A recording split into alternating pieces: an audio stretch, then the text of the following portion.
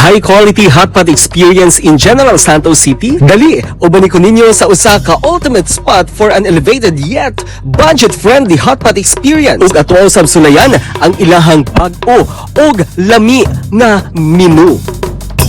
So, bike size ka barangay ni Ciudad General Santos ug dito ka munisipalidad sa Sarangani Province. And now ang Fox TV anaa karon sa Dragon Hot Pot nga alaan na himutang sa Block 0 Aparente Street, Barangay City Heights, General Santos City.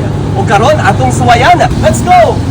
Kining Dragon Hot Pot mga higala, this is perfect for family, barkada, or even your solo cravings. They offer different hot pot like chicken, seafood, pork belly, and ang ilahang bestseller na Angus beef. You know what? Aduna po sila ay mga short order nga mauni ang ilahang bag-ong menu. You have to try their flying noodles, cereal shrimp, and their different kinds of siomai.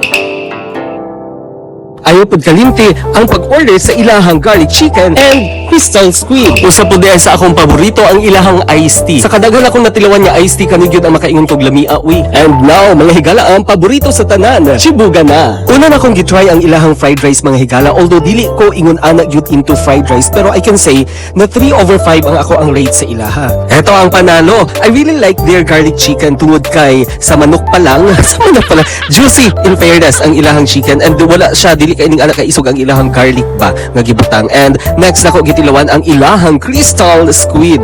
Makaingon pa ko nga unique kaayo. First time na ko nakakaon sa ilahang crystal squid, pero kana go makaingon ka nga mas dami pa sa iya ha. Dami pa sa iya. Paborito ko di ay ni Andy ang cereal shrimp. Panalo sarap. Promise, dami ang ilahang garlic chicken. Naamoy something na gibutang na di na ko ma-explain. No, so that is your secret. Okay. And aside from that, sir, katong flying noodles ba?